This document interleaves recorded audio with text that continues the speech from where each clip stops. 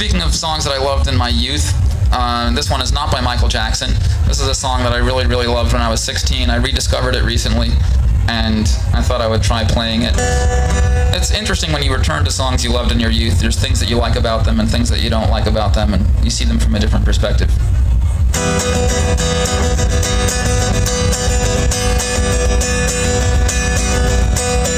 Harmlessly passing your time in the grassland away.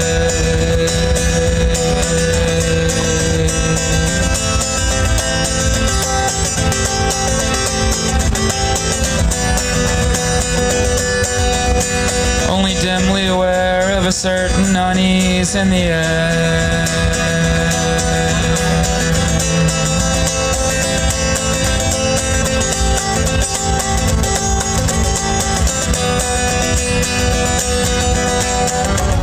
You better watch out, there may be dogs about. I've looked over Jordan and I have seen things are not what they seem, but that's what you get for pretending the danger's not real.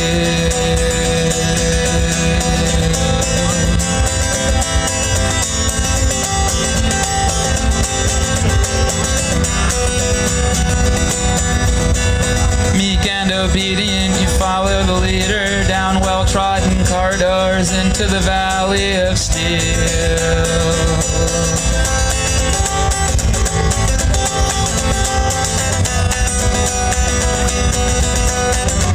What a surprise! There's a look of terminal shock in your eyes. Now things are really what they seem. No, this is no bad dream. So bleeding and babbling, we fell on his neck with a scream.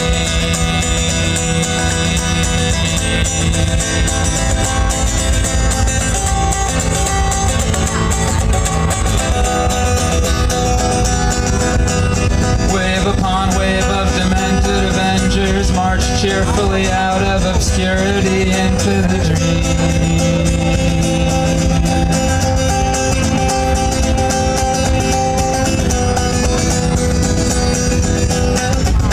Have you heard the news? The dogs are dead. You better go home and do what you're told. Stay out of the road if you want to grow old.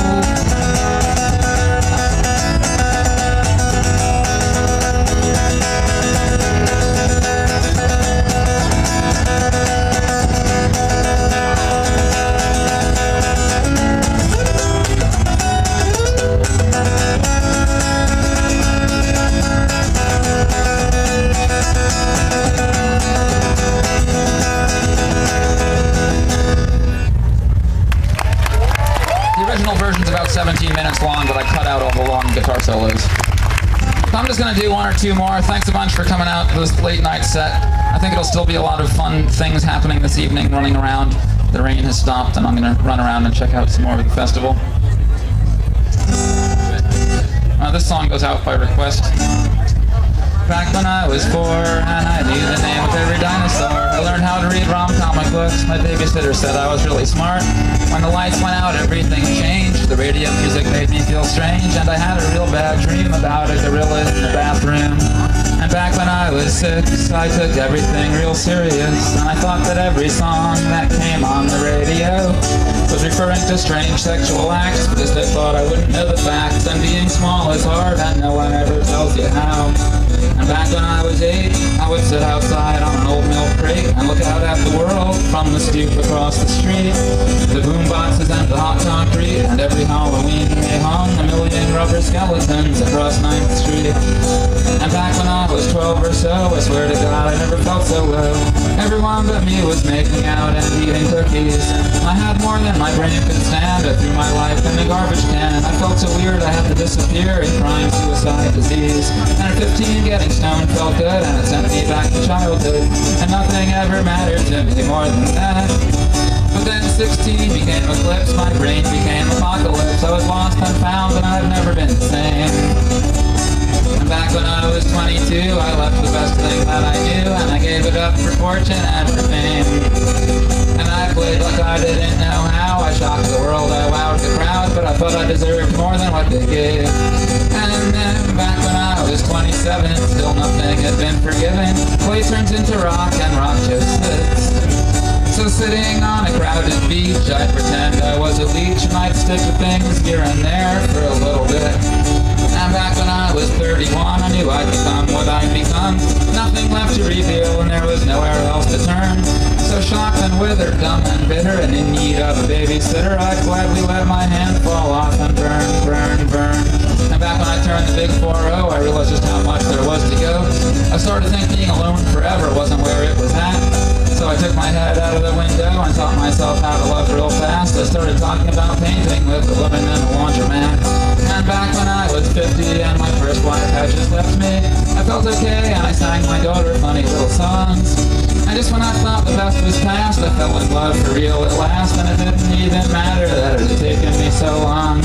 And back when I was 63, the public rediscovered me. My comic books and albums had all become rare cult collector items. And both my parents were deceased, so I didn't see my records get re-released. And I got a dog for the first time in my life. And I've noticed something funny happens with this song just in the last year or so. I wrote it a few years ago, and at that time people were kind of confused when I got to the point about being 27 or even 22 and especially 31. They were like, he's not really that old. And nowadays, it takes another couple verses before people start wondering he's not really that old. It's not until I get to the 40 or 50 verse that people start having a wave of realization. And I can see it in the eyes of the audience, exactly what's going on in everybody's little minds. And I know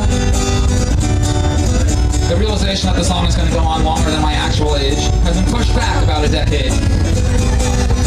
And that's okay, because the song goes on for quite a while, so I imagine I can still be playing it into my 80s, and at that point, people will be just going right along with me into the 50 and 63 part of the song, and they won't really start to be amused by the fact that it goes higher than my actual age until I really go above and beyond, which means I might have to add a few extra verses if I really plan on playing in this song into my twilight years. Back when I was 74, my dog died and I got 2 more. I still felt really good about my daughter and also about my girlfriend. And I would sing and draw a little bit, but mostly I would just wake up early and sit and hang out with my puppies and wish that I could live forever. And then back when I was 87 and my grandson had just turned 11, my woman was dead and my dogs were getting pretty old. My body didn't work quite like it should, but overall things were pretty good. And I was getting decent royalties from the reissued comic books and records. And then back when I was 106, my only friend was one goldfish. Everyone I ever knew was dead and gone. And the goldfish never had a name. And the neighbors thought I was insane.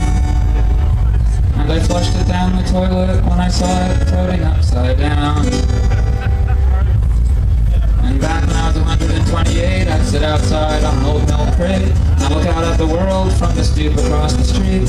The boomboxes and the hot concrete, and every Halloween they hung a million rubber skeletons across 9th Street. Every Halloween they hung a million rubber skeletons. Every Halloween they hung a million rubber skeletons.